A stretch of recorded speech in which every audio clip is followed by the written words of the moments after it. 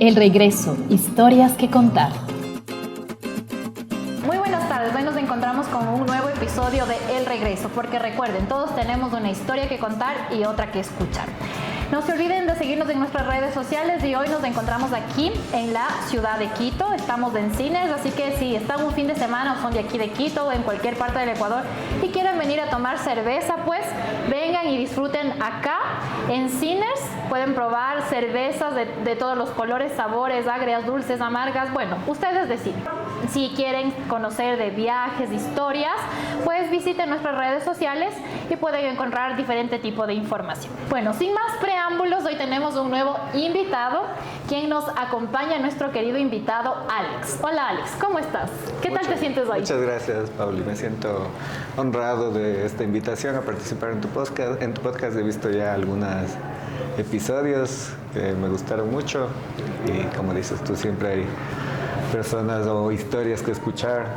Entonces espero que te interese escuchar la mía también. Y claro, gracias por estar aquí. Siempre es bonito conocer los viajes, cómo los viajes te cambian, el hecho de cómo es el eslogan de este podcast, ¿no? Uh-huh. El regreso, el hecho también de haber vivido en algunos países, también luego vamos a ver tu historia un poquito y cómo ese cambio, ese regreso, haber estado en otros lugares y regresar a tu propio país, siempre es un cambio. Quizá el Alex que un día se fue, regresó, pero regresó diferente, ¿no? Definitivamente. Perfecto, muy bien. Entonces vamos a empezar con tu biografía. Luego me comentas qué sientes de escuchar tu biografía. Bueno. Perfecto. Gracias a todos quienes nos escuchan. Hoy nos acompaña un explorador de la ciencia que ha llevado su curiosidad desde las montañas andinas hasta los mares del Mediterráneo. Nuestro invitado es un biólogo con un talento especial para descubrir cómo los organismos responden a los cambios ambientales y cómo podemos usar ese conocimiento para cuidar la naturaleza.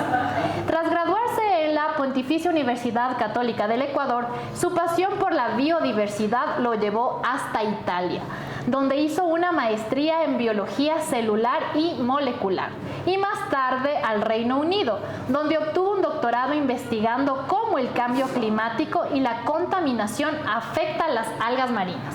Ha trabajado como investigador postdoctoral en la prestigiosa estación zoológica Anton Dohrn, luego me dice si no estoy pronunciando bien, de Nápoles, enseñando y compartiendo laboratorio con estudiantes de todo el mundo.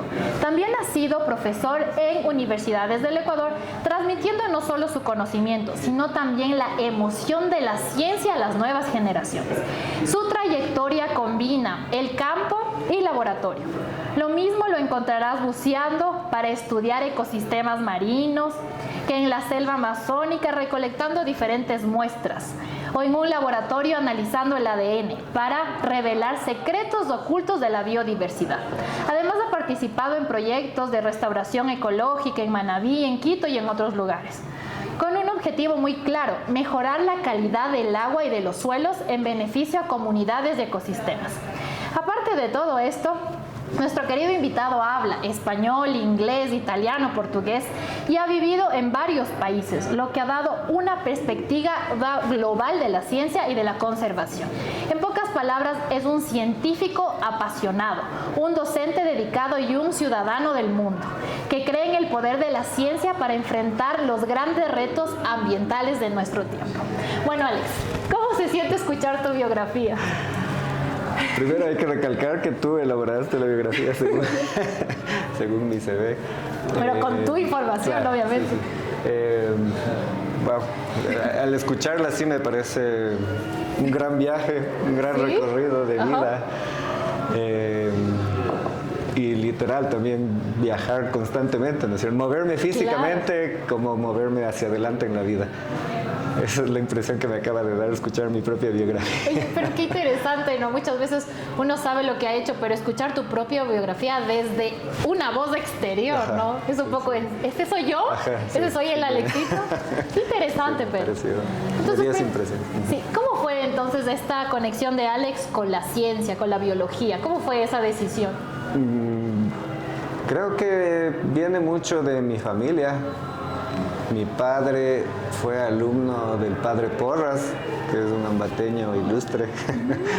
Mi padre Porras fue un científico apasionado, ¿no?, de la comunidad de los josefinos. Entonces mi padre fue estudiante del padre Porras en el colegio de los josefinos de Ambato. Los padres josefinos, ¿sí? Sí, entonces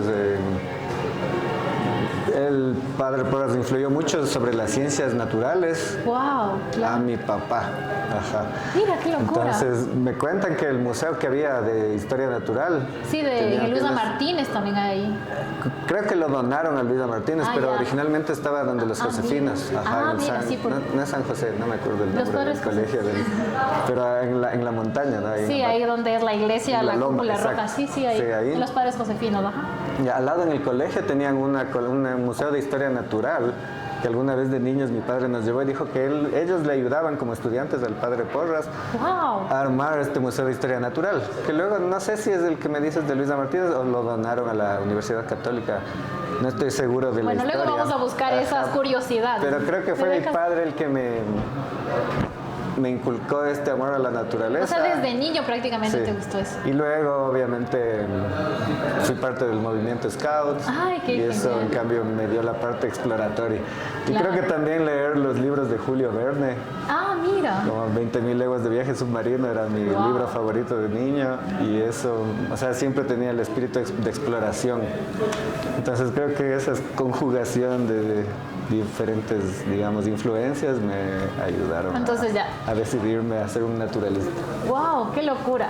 Entonces, has vivido en diferentes países, en Ecuador. ¿Cómo fue eso, el hecho de decir, bueno, estoy aquí en Ecuador, me gradué, no sé, y me voy a Italia? ¿Por qué Italia? Buena pregunta. En realidad fue un poco casualidad.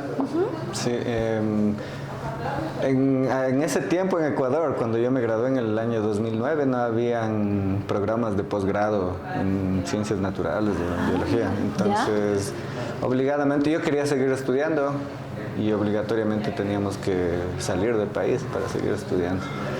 O alguna maestría o algún programa de posgrado. Ahora, ¿por qué Italia?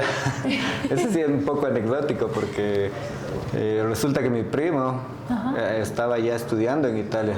Se había ido hace un año con una beca de la Universidad de la Calabria y no me acuerdo, se enteró que yo también estaba buscando diferentes lugares, escribía a profesores en Canadá o en algunas universidades extranjeras. Y mi primo se enteró y me mandó la información y yo también apliqué a esta beca de la Calabria y bueno, salió la beca. ¿Y ahí cómo fue estar ahí? ¿Cómo fue tu experiencia calabresa? Fue una experiencia interesante, fue un cambio completamente de paradigma porque antes de irme a Europa yo pensaba en una Europa un poco homogénea, ¿no? Basado en las personas que había conocido yo acá en Ecuador, ¿no? Turistas por lo general, educados, bastante tolerantes, no sé. Pero al llegar allá la experiencia fue bastante diferente, ¿no? Uno le abre los ojos a la diversidad que tiene Europa también. Claro. ¿No? Porque al inicio me parecía un poco más homogénea, entonces para mí fue una ventana hacia la diversidad cultural humana. Imagínate. Sí, eso fue, digamos, lo principal de mi experiencia en Calabria, que es una de las regiones más al sur de Italia y más, como dicen algunos, olvidada de Italia, pero como que se mantiene independiente de otro tipo de influencias más del norte o más occidentales. Entonces era era una cultura propia, que eso me llamó mucho la atención. Y claro, ir descubriendo que incluso solo en esta región habían muchas más subculturas dentro, me pareció genial. Sí. Entonces, y por ejemplo, como veías, ¿no? Esta universidad es internacional. Tú conociste gente, por ejemplo, tus conquilini, ¿no? Tus compañeros de piso, de casa. ¿De qué nacionalidades eran? Al llegar yo vivía con personas de China, de Indonesia, italianos y ecuatorianos. Ese fue mira. O sea, eran, los como primeros decíamos, compañeros de cuartos de apartamento. Qué interesante, sí. Entonces, bueno, decidiste estudiar. ¿Qué tal te pareció incorporarse a una nueva metodología, una forma de estudio? ¿Cómo fue eso para la Alexito? Sí, bueno, fue siempre un aprendizaje continuo, ¿no? Ajá. Apenas llegué, bueno, fue la primera la integración cultural, ¿no? Con culturas, luego a la italiana del sur. Primero adaptarse a este ambiente internacional, digamos, del lugar en el que vivíamos, en la residencia estudiantil. Claro.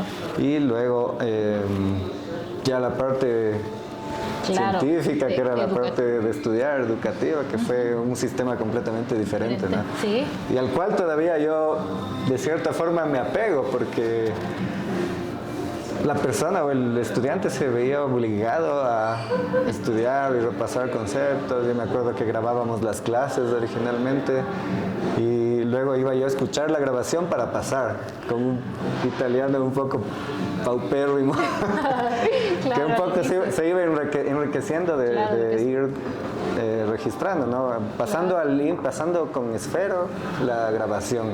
Entonces así va un poco aprendiendo el italiano también. Sí, qué locura, ¿no? ¿Cachas? Ahora ya con la inteligencia artificial solo pones el audio, transcríbeme todo y ya está. Claro, qué locura, ¿no? Pero eso es bueno porque al tiempos. final te costó esfuerzo y ahí tú autónomamente ibas también enriqueciendo este nuevo idioma. O sea, fue un desafío. Entonces para ti. eso ya me ayudó a dominar un poco el idioma y dar el examen oral, que para mí fueron todos los exámenes, excepto matemáticas, fueron todos exámenes orales y qué locura defender. Cada examen era una defensa de la materia, ¿no? Entonces ese sistema siento que nos obligaba mucho a interiorizar los conceptos, que yo creo que ahora como profesor Sí, harías de eso también. es algo que falta un poco, o sea, falta más compromiso los estudiantes. No sé, puede que sea un juego entre cultural, ¿no? Pero yo veía mucho más compromiso en los estudiantes de nuestro tiempo, y peor en Italia, que tenías que prácticamente sacar el máximo. Hacer una exposición de todos los temas delante de un tribunal solo por un examen. Imagínate qué desafío. Es como que muchas tesis juntas, ¿no? Fue un golpe, sí. Qué locura, sí, también. Y eso es lo bueno, ¿no? Tú que desde la biología, ¿no? ¿Cómo le ves eso de adaptarse a un nuevo ambiente, a una nueva metodología? ¿Cómo le ves desde Bueno, creo que es parte de los humanos, ¿no? Parte de los seres humanos. La capacidad de adaptación de los seres humanos creo que es la que ha llevado tan lejos a la especie humana, ¿no? A dominar prácticamente todos los ambientes del planeta. Entonces, creo que todas las personas están en grado de lograr, ¿no? De adaptarse a cualquier situación, a cualquier problema.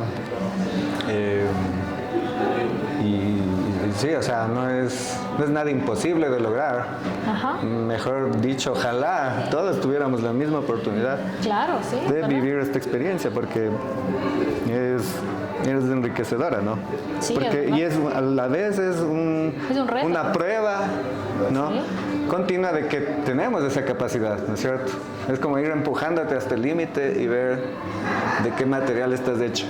¿Tú crees que alguna vez de todas estas experiencias, luego de Italia, Reino Unido, fuiste como que la vida, las circunstancias te iban empujando al límite y te diste cuenta que el Alex es mucho más fuerte de lo que pensabas? Sí, definitivamente, sí. Sí, yo he tenido otras experiencias un poco más, ¿no? En el campo, ¿no? Ajá. En la montaña, que también me han puesto a prueba, ¿no? Desde pequeño incluso, creo. Y también con lo de los scouts, ¿no? Exacto, sí, alguna experiencia con los scouts de pequeño que llegué a pensar, ¿no? Mientras estábamos ahí en medio del páramo muriéndonos de frío. Ajá. Y yo dije, ¿por qué no estoy en mi casita, en mi camita calientita? Y estoy aquí sufriendo frío. Y entonces, al volver de esa expedición, yo, o sea, no sé, me sentía más fuerte, ¿no? Definitivamente. Y trasladándolo a viajes más lejanos de Europa, ¿no? Y es igual, ¿no? Abandonar, dejar de ver a tu familia, dejar de ver a tus seres queridos, salir de la famosa zona de confort, sí. Y empujarte a límites culturales también. Claro, ¿no? pues. Porque lo mismo que decías tú, disculpa, de la montaña, ¿no? Sí. ¿Por qué no me quedé en mi casa? ¿Por qué no me quedé buscando en mi casa en el mismo idioma y no iba a venir acá a complicar la vida, exacto, ¿no? Exacto. Yo pienso que la sí. misma analogía. Sí. Es lo mismo. ¿Por qué no me quedé en mi casa y vengo acá a estar sufriendo exámenes en otro idioma o otra comida? Pues claro, para mí eso es también. un componente cultural importante. Claro, eso es importantísimo. Yo creo que lo que uno más valora desde nuestra comida en Ecuador es deliciosa y siempre vas a extrañar eso, ¿no? Sí. Incluso yo que sé, el cocolón de tu casa extrañas cuando estás lejos. Porque está asociado al recuerdo, no sé, de tu Claro. mamá o algo Sí, así. de tu familia, el recuerdo, ¿no? Entonces, ya que viviste en diferentes países, cuéntame, ¿qué costumbre o hábito adoptaste de algún país en el que viviste y que todavía lo mantienes? Algunas. Por ejemplo, ¿cuál? Espero que la mejor sea la cocina. Ah, mira, ya. Sí, me llamó mucho la atención que en Italia hay esta pasión por cocinar y comer bien. ¿Aprendiste a cocinar en Italia con esta pasión de la cocina italiana, del chivo Buena italiano? pregunta. En Italia no. ¿Ya? Porque en Italia era un poco consentido de mis amigos italianos. Ah, mira, qué bueno. Pero al salir de Italia es cuando me empecé un poco cuando fui al doctorado en Inglaterra y me llevé lo italiano. ¿Ya? Ajá, y empecé a hacer cosas italianas en la cocina, Wow. comer italiano. Y bueno, como en la Unión Europea hay, ¿Cómo está? está bastante cerca, ¿no? Sí. Sí llegaban ciertos Como hay productos una italianos. globalización, ¿no? Sí, Encuentras los sí, productos. sí. Y en ese tiempo, cuando llegué, todavía era Inglaterra parte de la Unión Europea. Ah. Entonces yo encontraba los ingredientes y empecé un poco a entrenar. Tenía amigos italianos también en Inglaterra. O sea, siempre, después de que viviste en Italia, una parte de Italia siempre se quedó contigo. Sí, hasta ahora. Ah, mira, qué interesante. Y bueno, después de Italia fue una experiencia hermosa, otro idioma. ¿Y cómo fue eso? Bueno, después de Italia me voy a Reino Unido, o tuviste otras opciones, o por qué Reino Unido. Todo parte de Italia igual, porque como era este ambiente internacional, Sí.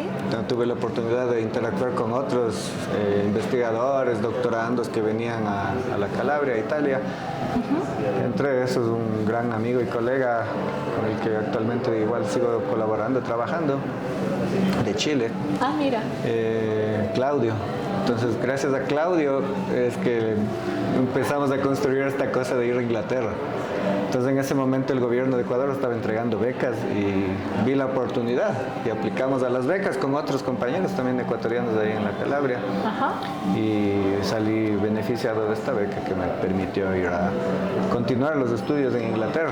Y Entonces, bueno. mientras tanto seguía desarrollando las ideas, las propuestas con este amigo. Me gustó lo que él me contó que hacía, entonces así fue mi migración. Ya, y luego, PAC, nuevamente, un Alex más grande, un poco más maduro, otra nueva experiencia en el exterior. ¿Cómo fue esta vez? Igual de... También fue, Igual incluso, de... de verdad. Menos dramática quizás que la inicial. primera, Que ¿no? la primera, pero igual es otra cultura, completamente diferente, toca desde cero prácticamente. Sí, Y también entonces, nuevo idioma. nuevo idioma. Claro, yo sabía el poco inglés que sabía al llegar a Italia, me lo olvidé. Claro, solo italiano. Entonces, al ¿Y volver no a te pasaba que en Inglaterra... Inglaterra hablabas de italiano al inicio o no? No hablaba mucho italiano, pero tenía mucho el italiano en mi cabeza. O sea, esto es una cosa que mi padre también vivió en Italia algún tiempo y me decía, lo más bonito de vivir afuera o de hablar otro idioma es soñar o pensar en el otro idioma. ¿Ya? Entonces, para él era una experiencia muy chévere y claro, yo también me daba cuenta de eso, ¿no? Yo cuando llegué a Inglaterra pensaba en italiano, entonces era un poco complicado. O sea, tenía veces que traducir del inglés al italiano y luego al español.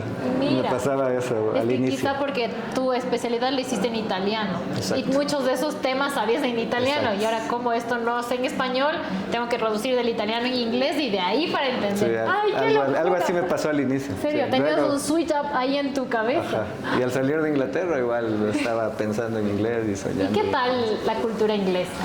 ¿Qué es lo que te gustó más de vivir ahí? La cerveza. Creo que por eso estamos aquí. Entonces, eso se quedó. La parte inglesa Sí, se quedó la de la definitivamente. cerveza. Me encantaba el hecho de que siempre me he considerado cervecero. ¿Ya? Porque, bueno, eso es de familia. ¿Ya? Pero me encantaba que en Inglaterra, en todos estos pueblitos pequeños, yo no vivía en una ciudad grande, vivía en Plymouth, en una ciudad pequeña de unos 200,000 habitantes. ¿Ya? Y alrededor había un montón de pueblitos pequeñitos.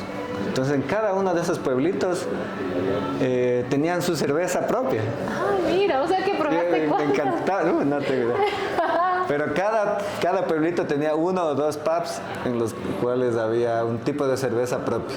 Entonces yo pedía siempre la local y me encantaba, ¿no? Todas eran estas ales también, las ales que son más ligeras de beber, no tienen tanto gas y se pueden tomar a temperatura ambiente, que allá es como 15 grados. Buenísimo. Entonces, eso me encantaba de Inglaterra. Otras cosas también, ¿no? La gente es bastante correcta, no hay, digamos, no hay la viveza criolla. Eso te iba a decir. Me O leí ese menos. pensamiento. Pues sí, hay menos, pero No como a no es otros cultural. niveles Sí. latinoamericanos. No es cultural, No digamos. es cultural. Siempre no, es muy no me correcto. pareció al menos cultural. Ya. ¿Y qué tal en la parte académica? Mejor aún, o sea, la parte académica creo que me gustaba más, de hecho, porque había una cierta libertad para que te equivoques. ¿Ya? Entonces tú aprendías equivocándote y corrigiendo, equivocándote y corrigiendo.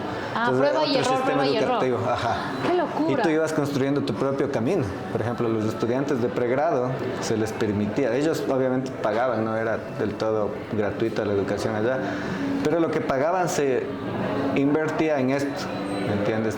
Se les daba el proyecto final en el tercer año de estudios y ellos tenían la capacidad de entrar al laboratorio con la guía del técnico del laboratorio y equivocarse y aprender del error, equivocarse y aprender. ¡Wow! Obviamente más guiado, ¿no? Más seguido con el supervisor y con el técnico Ajá. para sacar sus propios resultados. ¿Ya? Cosa que no pasa en el Ecuador, creo. En el Ecuador hay mucho... y en Italia tampoco pasaba tanto eso en la tesis, ¿no? Como que nos apadrinaban mucho los profesores. Y la guía y así Y se la hace. guía era muy fuerte. No te dejaban a ti mismo abrirte Probar. y desarrollarte y probar y equivocarte sobre todo. Yo creo que equivocarse es una parte fundamental del aprendizaje. Mira. Entonces acá es como que no, o sea, vamosle llevando hasta que sin que se equivoque, quizás por limitación de recursos también, ¿no? Allá son países más ricos y pueden permitirse Sí, quizás eso. equivocarse. Ajá.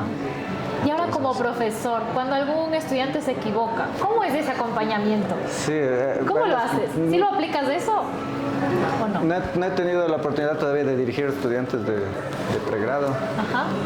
Pero esperaría que algún momento, tengo unos voluntarios trabajando en el laboratorio al momento y espero que eso, ¿no? Que tengan el chance ellos también de entrar, ¿no? Claro. Y ver cómo trabajan y decirles, puedes mejorar esto, ¿no? Trato de aplicar ese método puedes equivocarte, ¿no? Mientras vayas aprendiendo del Pero qué error. interesante eso, que no le satanizas tanto a la equivocarse. equivocación, Sí. sino que le ves como más una oportunidad para mejorar. Exacto. Oye, eso es muy Así avanza bueno. la ciencia, creo yo, porque claro. todos los científicos, los que estén en ciencia al menos sabrán que no sale todo como lo planeado, ¿no? Siempre va a haber aristas que no puedes cubrir y que tienes que ir desarrollando tú mismo. Y así se crea conocimiento. Claro. Eso quizás no está tan bien comprendido en Ecuador. Visto en nuestra cultura, no, te equivocaste y ahora, ¿qué haces? En cambio, no, Estamos qué acostumbrados interesante. al castigo. Si te equivocas, te castigan.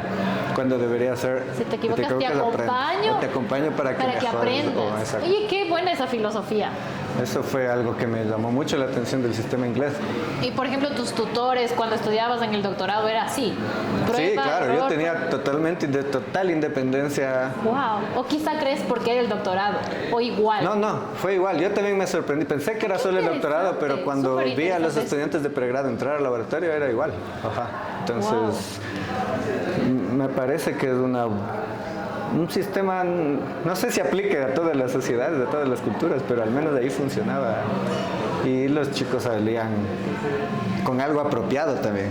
Claro, O sea, es como esto que- es mío porque yo sé lo que hice y yo sé en dónde me equivoqué y dónde repetí. Entonces eso me pareció completamente un paradigma diferente de educación.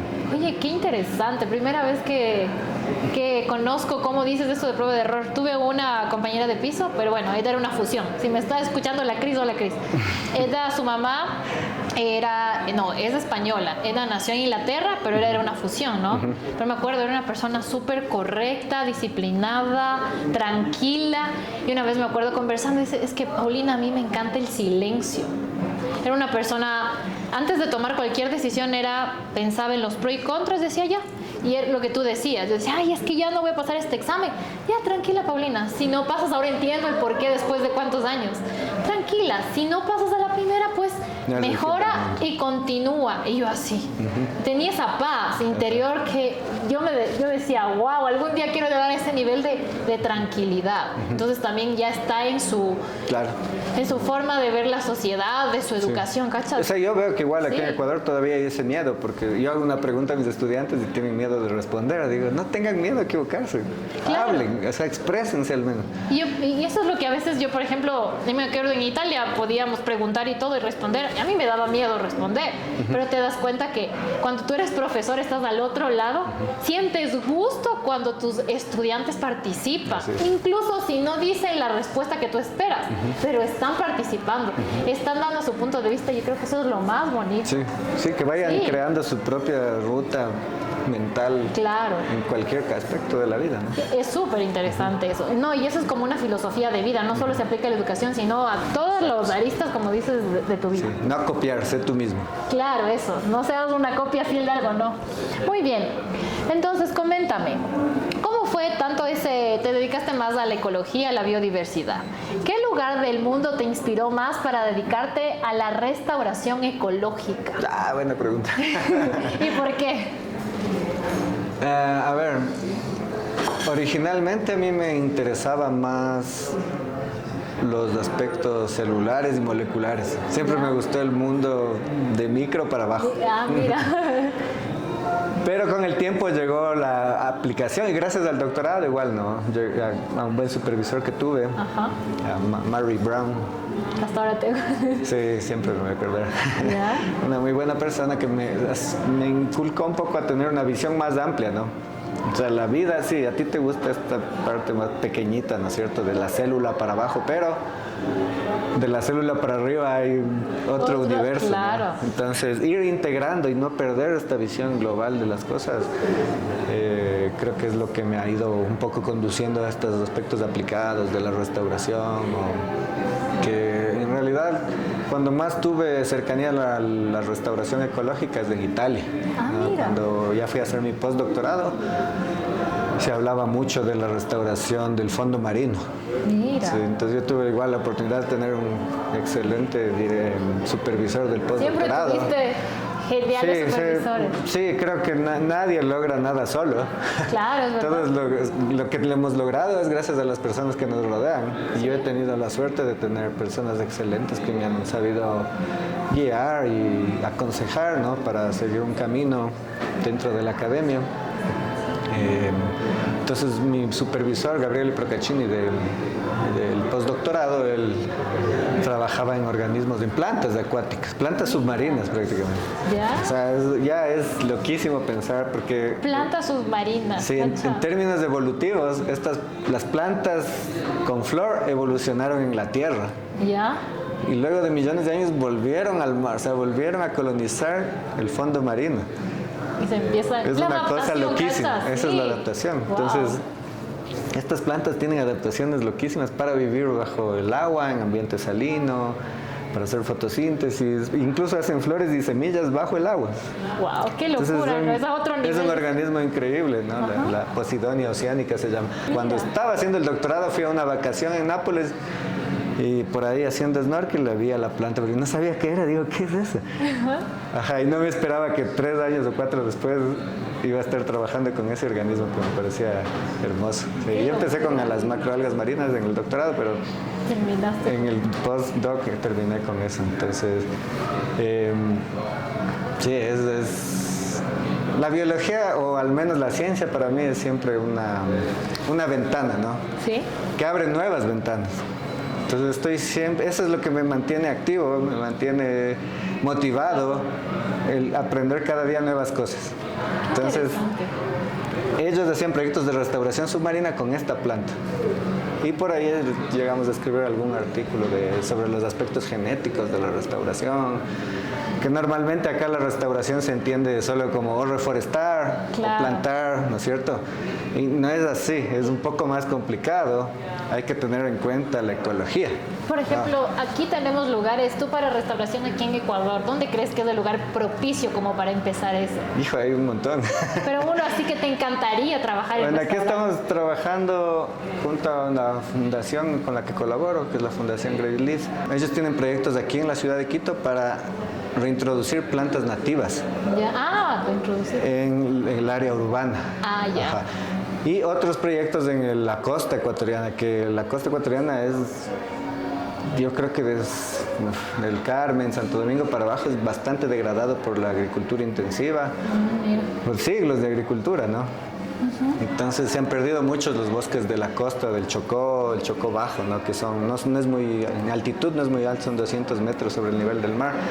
Por ahí ha habido mucha degradación ambiental. Entonces, ahorita estamos trabajando en proyectos allá en Manabí y proyectos aquí en Quito, que también es bueno como rescatar digamos, el valor cultural que tienen las plantas nativas para el urbanismo. Qué ¿sí? interesante. Entonces, eso es, y bueno, obviamente la restauración ecológica debería ser parte integral de cualquier proyecto de infraestructura. Entonces, si es que uno va a abrir una carretera, debería ya tener un plan de restauración. Si es que uno va a abrir una mina, debería ya tener un plan de restauración. De trabajo siempre de la Exacto. restauración. No solo el impacto ambiental, sino cómo vas a devolverle, una vez que termine tu actividad extractiva, cómo vas a devolverle Esos recursos de la naturaleza. la funcionalidad ecológica. ¿sí? No sé si todo el mundo sabe, pero la ecología es el estudio de las interacciones entre los organismos vivos y el medio no vivo. O sea, eso es la ecología. Ecos viene de oikos, de casa, y logos, de tratado. Entonces, la ciencia que estudia cómo funciona nuestra casa, cómo funciona el planeta. La restauración nació porque ya hemos llegado a un grado de degradación que ya no es suficiente conservar espacios de naturaleza, sino restaurar, o sea, recuperar lo que ya se ha perdido. Oye, qué interesante. Pero, ¿cómo piensas de esto que viene mejor fundaciones de fuera a restaurar todos esos recursos aquí en Ecuador y no desde, yo que sé, una política interna o darnos las manos aquí desde propios ecuatorianos? Miren cómo se están dañando nuestros ecosistemas. ¿Por qué crees que pasa eso? Es una pregunta difícil. Creo que hay varios aspectos, ¿no? Nada tiene una explicación simple. Pienso que en otros países ya se ha desarrollado más, digamos, esta conciencia ecológica y quisieran o donan dinero para que fundaciones las canalicen hacia ecosistemas frágiles como los nuestros, ¿no? Entonces, acá en Ecuador todavía falta mucha educación ambiental, mucha conciencia ambiental, de que, bueno, se está viendo que está mejorando, ¿no? En Cuenca, por ejemplo, hace poco hubo un gran levantamiento para defender las fuentes de agua, ¿no? Entonces, eso ya es una buena indicación de que hay más conciencia ambiental, y lo que deberíamos todos en algún punto darnos cuenta es que no existimos de la nada. Claro. Estamos conectados muy cercanamente a la tierra y a los ecosistemas, porque ellos son los que nos sostienen a nosotros. Sí, entonces eso ojalá algún rato en Ecuador gane más conciencia y se pueda llegar. Pero qué interesante, mira, tú desde la ciencia nos hablas técnicamente cómo funciona. Pero, por ejemplo, yo que no sé tanto de esa ciencia, tú que me estás contando, desde nuestras prácticas cotidianas, ¿cómo nosotros podríamos contribuir a cuidar esos ecosistemas que nos rodean? Porque es nuestra casa al final. ¿Qué piensas? ¿Qué podríamos hacer? Creo que el primer paso es educarse. Sí, educarse un poco en ciencia ambiental, en ecología. Y el segundo paso es ir tomando pequeñas acciones, ¿no? Por ejemplo, ya ¿cuáles? el simple hecho de separar la basura, ¿no es cierto? El plástico del orgánico. Ojalá eso ya entendieran los políticos, ¿no? Porque si lo entendieran ya lo implementarían en las ciudades, en los pueblitos, ¿no? Diríamos, acá al menos, que somos pocas personas en un pueblo de 1000 personas, es mucho más factible separar la basura, ¿no es cierto? Reciclar el plástico y poner el orgánico, no sé, en composteras. Imagínate en una ciudad como Quito, que tiene 3 millones de habitantes, es mucho más difícil llegar a esas prácticas, ¿no? Requiere más inversión. Ajá, pero Entonces, ¿cachas? Sí se ha tratado eso, porque encontramos basureros que dicen plástico, cartón, orgánico. Sí, sí. Pero hasta yo en cultural. primera persona, no es que estoy, porque tú ves, dice, donde está plástico está cartón. Pero ¿por qué pasa eso? Sí, hay esa iniciativa, pero no se hace. Sí, falta de difusión y de educación, creo. La educación ambiental es primordial, yo creo, para el progreso de la sociedad. Entonces, primer paso tú dices, hacer esta diferenciada. ¿Qué más podríamos hacer desde nuestras prácticas cotidianas? Tratar de consumir menos plástico, por ejemplo, porque el plástico se está convirtiendo ya en un problema que se está saliendo de las manos. Tomar elecciones, ¿no? Pequeñas elecciones, capaz hay un día que nos podemos quedar, comprar en el mercadito que comprábamos antes, ¿no? Sí. Porque en los supermercados hay un uso excesivo del plástico, un abuso del plástico. Es demasiado plástico, es verdad. Entonces, si le compramos, yo me acuerdo de niño, ¿no? Con mis padres íbamos al mercado llevando una canastita Y ahí todas se las ponía cosas. todo. Sí, es ¿no? verdad eso. Y era el consumo de plástico era quizás 10 o 20 veces menor al actual. Sí. Para tratar de primero formar la conciencia, porque cuando se forma la conciencia uno mismo va buscando esas alternativas. Uno mismo va diciendo, ¿cómo puedo ser menos agresivo con el ambiente? ¿Cómo puedo ser más consciente? ¿Cómo puedo ser más condescendiente? Claro. Porque el momento que uno bota un papel de caramelo en el suelo, estoy haciendo daño no solo al resto, sino a mí mismo también. Entonces, yo creo que parte de la conciencia. Sí, como apoderarnos de que podemos resolver ese problema. No es tanto como lo que hace en la Agenda 2030, los objetivos de desarrollo sostenible. No tanto porque nos obligan. Ahora creas un proyecto y que tiene que estar vinculado con alguno de esos objetivos, sino desde tu conciencia personal mismo. Pero hay otro aspecto que aprendí en Inglaterra, A que ver, ¿qué creo aprendiste? que me ha hecho pensar mucho. En Inglaterra, en todo lado hay cámaras. ¿Ya? Y no es una cosa que tú te gustaría, ¿no? Claro. Que es el país más telecamerizado del mundo. Ajá. Y es como, bueno, la gente le hace las cosas bien, pero porque lo están observando, vigilando porque o te qué? están vigilando y porque te multan. Y las multas son altas. Claro, o sea, tú piensas que por eso la cultura... Entonces, porque sí, están yo me quedé vigilando. pensando, digo, capaz nadie hace nada de buena voluntad, Sino sino porque te porque están hay que obligarte un poco a, no sé, a hacer caso, por ejemplo, en el caso de la contaminación, ¿no es cierto? Si una empresa pone un tubo y bota todos sus desechos al río y nadie le dice nada, no vas a crear ninguna conciencia, pero necesitas legislación que le controle y le imponga multas o prácticas que eviten esa contaminación. Claro. Entonces yo creo que hay un delicado juego entre también la conciencia, la sociedad civil y cómo uno va construyendo, creando legislación para que tengamos reglas de convivencia, porque sin reglas de convivencia pasarían de Sí, todo, ¿no? es complejo. Y, por ejemplo, aquí es el problema, tú ves, ¿no? En Italia son muy empoderados de su cultura, son felices y exportan ese amor por su gastronomía. En Inglaterra tú dices, estás libre para equivocarte y está bien aprender. ¿Qué crees que valorarías de nuestra cultura ecuatoriana? Algo que realmente, así como de exportación, algo que es fuerte para nosotros. Yo creo que el ecuatoriano es bastante, o era alguna vez, no sé si sigue siendo, bastante solidario, bastante...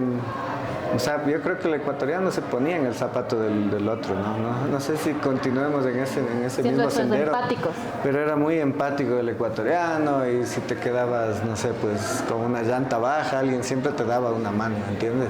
Sí. O incluso en el carretero, ¿no? A veces alguien te hace luces, si es que pasa algo, te hace señales y adelante hay... Que ¿Me estamos entiendes? pidiéndote Ajá. los documentos, así las lucecitas. Algún tipo de ayuda había, ¿me entiendes? Había una... No sé si sigue siendo así, como yo volví solo hace un par de años al Ecuador. Estoy readaptándome de Claro. nuevo a vivir en Ecuador. Entonces, yo Quizás espero que dentro- todavía eso está dentro de los ecuatorianos y ojalá eso pudiera florecer, ¿no? De cierta forma. Eso es lindo. Quizás, como tú dices, eso es parte de nuestra esencia. Pero si vemos las noticias, también vemos el otro lado, que está los niveles de inseguridad han aumentado mucho. Pero si eso es parte de tu esencia y dices, no, pero si le ayudo o está pidiendo ayuda y me puede robar, también hay ese miedo. Sí. Eso también son sus pros y sus contras. Desgraciadamente creo que nos han traído una cultura del miedo que espero termine pronto y que podamos tener más libertad de elegir, más libertad de ser. Es que, y no vivir del miedo. Es que ese es el problema. Y ese miedo que te impulsa a ser mejor o ese miedo que te paraliza. Exacto. Y ahí es lo complejo. Pero sí, es bonito eso que tú dices, que el ecuatoriano en esencia es empático y solidario y que eso lo deberíamos exportar. Exacto. Y por otro lado, aparte de la viveza criolla, ¿qué es eso negativo que tenemos los ecuatorianos y que tenemos que mejorarlo? Ay, chuta. Yo creo que el ecuatoriano está muy dividido actualmente. ¿Ya? Sí. Quizás no es de ahora, no es algo nuevo. Quizás la división viene de tiempos de la independencia, o sí, ¿no? de la conquista, no sé, quizás de esos tiempos, ¿no? Yo he leído libros en los que se mantiene esta hipótesis de que ya el proyecto de la Gran Colombia fracasó porque nuestra sociedad ya era muy dividida en diferentes clases sociales, en diferentes castas, colores, ¿no? Entonces, creo que todavía hay esos rezagos y no hay unidad, no hay una cohesión social, no hay una moral conjunta, que eso es lo que me llamaba la atención de los europeos, así sea alrededor de la comida y lo que sea, pero hay algo que les cohesiona y dices, yo soy italiano y no soy francés. Claro, o aunque sea... O yo soy calabrés y no soy romano y no soy milanés. Claro. Eso falta acá.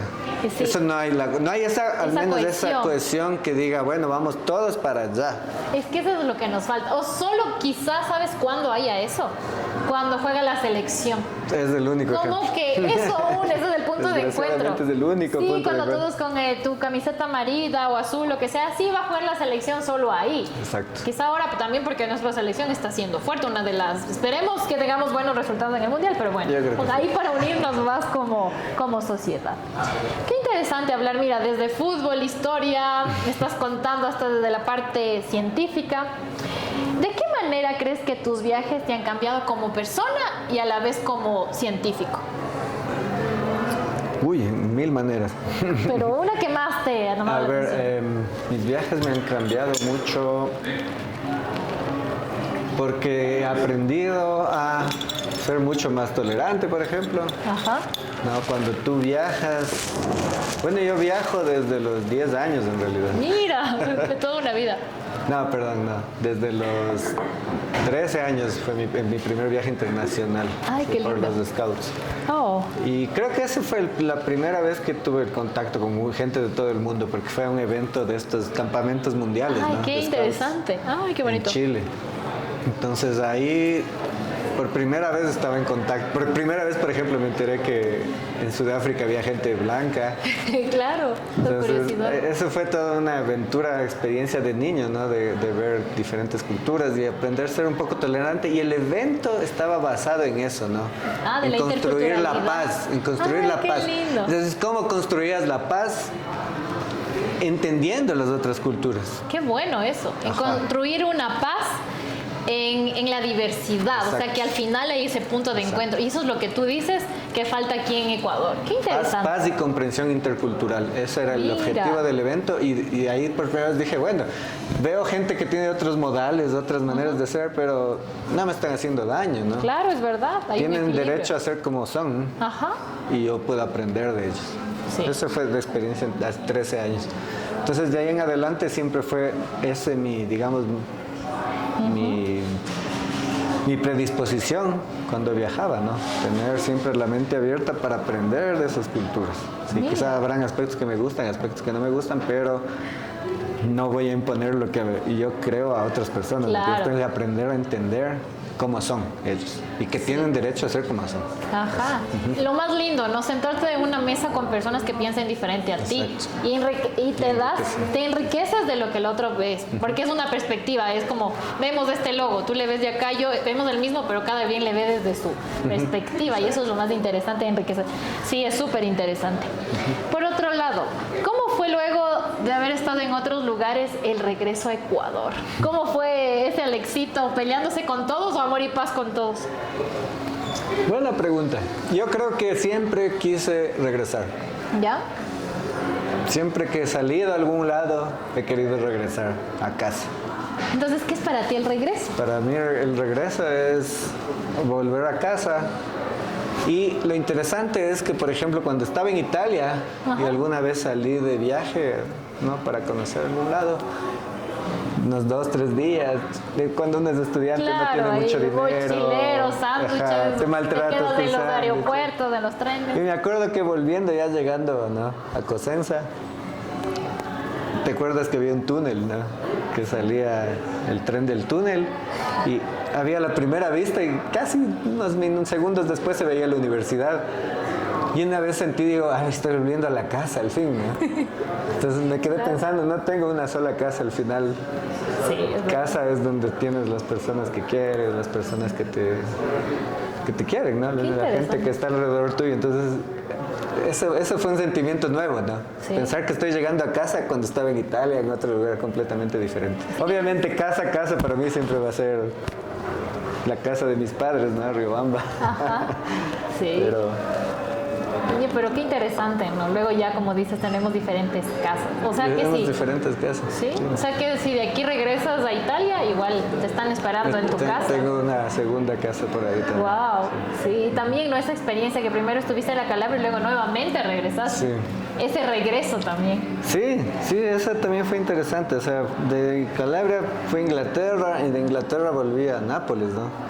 Y Nápoles es una ciudad increíble, o sea, no creo que haya otro lugar en el mundo como Nápoles.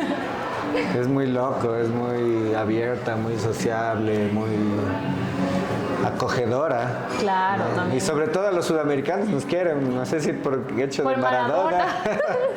Tú también eres de la religión del Maradona. Yo también soy de la... Yo vivía a 2 pasos de este mural. Ay, ahí mira, tienes de que mandarnos Maradona. alguna foto para poner en el podcast. Y claro, no, o sea, el sudamericano es bien visto en Nápoles y yo no fui la excepción. A mí me trataron como a un hijo, ¿no? O sea que uno de los lugares Como a otro napoletano. O sea que quizá uno de los lugares que más te inspiró fue Nápoles. Napoli. Nápoles, a mí me encanta, la amo, la adoro, es un lugar muy, muy interesante. ¿Ya? En todo sentido, cultural, histórico, de revolución, ¿no? Los primeros que se levantaron al nazismo, Imagínate. al fascismo. Entonces, y aparte también aprendí a bucear en Nápoles. Imagínate, wow. Entre las ruinas romanas ahí que están sumergidas bajo ¡Qué el agua. locura! Oye, ¿qué? Es un experiencia. lugar increíble. O sea, yo le tengo un lugar especial de mi corazón a Nápoles. Y obviamente siempre espero volver, ¿no? Sí, entonces Nápoles para ti es un lugar muy querido. Si pudieras describir en pocas palabras Nápoles, ¿qué sería para ti? Mille colura. Nápoles, mille colura. Como Nápoles, mil colores. 1000 colores. Me estás hablando hasta en dialecto napoletano, como. Perfecto. Qué lindo, Alexito, hablar contigo, compartir desde la ciencia, tu experiencia, los cambios, regresar a Ecuador. O sea, tienes muchas historias que contar. Sí, algunas. Sí, súper interesante, ¿no? En serio. Y también tienes tanto que dar a nuestro país. Y qué bueno, ojalá que también el hecho de ahora ser profesor, que esa pasión por la ciencia, la biología la puedas transmitir. ¿Qué crees que es? ¿Cuál crees que es el rol de un profesor? El rol de un profesor, después de todas las experiencias que te conté, Sí. creo que es solamente el de guiar, el de encaminarte, ¿me entiendes? Sí. No el de darte hecho todo, sino Ya. el de encaminarte para que tú vayas encontrando tu camino. Yo creo que ese es el rol de un educador. No es, de alguien que te enseñe. no es como una guía, sí es una guía, pero no es como que sí o sí tienes que hacerlo eso, sino que es un acompañante, alguien que te... Poniéndolo en términos de scout sería ¿Cómo sería? el que te va poniendo las pistas para que tú sigas el sendero y no te pierdas. Como Vicky Giri, Vicky Mo. Muy bien. Pero igual te vas a encontrar tu camino por Pero ahí, ¿no? igual, mira, ajá. Capaz el profe te pone camino a la derecha, pero tú te vas a la izquierda. Ya, pero bueno. Entonces, Qué interesante, en serio, muchas gracias desde todo lo que nos cuentas, ¿no? Y bueno, pues siempre terminamos cada uno de los episodios preguntándote, si pudieras darle un color a tu vida, ¿cuál sería y por qué? Yo creo que le daría el color verde. ¿Ya? Porque siempre he estado involucrado estudiando plantas. Mi mamá me ha inculcado el amor por las plantas. Ella todavía tiene su huertita de plantas ahí y vive feliz con eso. Y yo he estudiado toda la vida las plantas. Mi padre también, que ha querido siempre que estudie plantas. Creo que en cierta manera he logrado responder algunas preguntas que él me ha metido, científicas que él me ha... Wow. Entonces, para mí el verde es todo. He estudiado fotosíntesis, tengo publicaciones acerca de fotosíntesis. Entonces, el color verde y la clorofila, es el que me representa más. Sí. Wow, qué Ese es mi interesante. color, el verde. Siempre fue, incluso antes de ser científico, desde niña me gustaba ya el verde. Ah, siempre ya el verde, ya estabas destinado. Sí, estaba destinado. Pero Oye, qué no creo mucho en el determinismo, pero... Pero bueno, estaba más o menos, una guía por ahí. Perfecto, no, me parece súper interesante. Y al final de todo este camino, igual estás joven, has tenido muchas experiencias. ¿Estás feliz con tu vida o qué te falta como que lograrlo todavía, como que seguir en ese camino? Creo que estoy bastante satisfecho con lo que he logrado. Nunca, no sé, no le veo a la vida como algo, como una lista de checklist, sino como... Siempre me sorprende a mí la vida. Y mientras siga haciendo ciencia, mi vida va a ser feliz. Ay, qué bonito. Entonces, encontraste tu motivación de vida. Sí, me y eso motiva es bueno. mucho la ciencia y creo que mientras tenga esa posibilidad, ¿no? Ajá. De seguir aprendiendo nuevas cosas, voy a ser feliz. El momento que, no sé, Dios me quiera, me pase algo que me impida, ¿no? Seguir aprendiendo, creo que ya podemos colgar la toalla. Bueno, pero todavía falta para muchas Pero, cosas. Bueno, pues mi querido Alexito, sabes que siempre terminamos este episodio con la entrega de un bolsito. Tiene siempre un concepto reciclable. Hemos buscado quien nos proporcione esta tela reciclable igual. Así que te hacemos la entrega y ya sabemos que le vas a dar buen Muchas uso, gracias. así que menos plástico, más cosas reciclables, ¿no? Sí, siempre. Sí, muchas gracias. ¿Y algún mensaje que quieras añadir a quien le guste la ciencia, a quien tenga miedo a viajar y que se lance, que se bote, que salga de su zona de confort? Sí, bueno, están relacionados ambos conceptos. La ciencia es un viaje y viajar es una ciencia. Sí, viajar es una ciencia. Entonces siempre querer viajar y descubrir nuevas cosas, así como siempre querer y descubrir nuevas cosas, no cerrarse, y ojalá hubieran más estudiantes de ciencias. Nos estamos quedando sin estudiantes de ciencias y es una cosa un poco alarmante, ¿no? Yo creo que la ciencia siempre tiene que mantener el motor de la civilización, de la humanidad, con el corazón, porque ciencia sin corazón es pura razón. Hay pura bomba atómica, sí, ciencia sin corazón. Exacto. Bueno, pues Alexito, gracias por tu tiempo, tu disponibilidad. Estamos aquí en un lugar que te gusta mucho. Sí. Invitamos también a la gente que nos escucha que vengan y visiten Sinners, se tomen una cerveza súper rica, disfruten con sus amigos, con sus seres queridos. Y nuevamente darte gracias por tu tiempo, tus consejos, tus experiencias y sobre todo contarnos de ese amor por la ciencia que tienes. Que es verdad que cuando uno ama lo que hace, pues se nota y se ven los resultados. Bueno, pues muchas gracias a todos quienes nos escuchan. Recuerden siempre que nos pueden visitar en nuestras redes sociales. Acuérdense, El Regreso, porque todos tenemos una historia que contar y otra que escuchar. Muchas gracias y nos vemos en el próximo episodio. Gracias.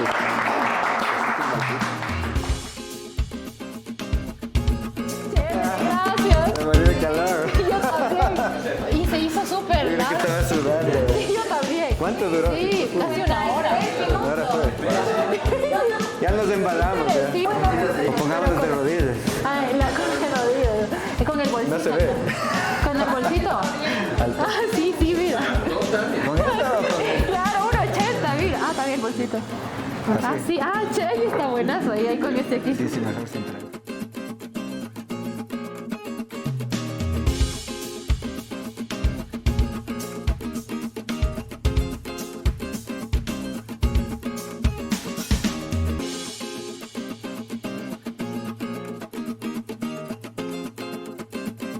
Esto fue El Regreso con Paulina Rubio.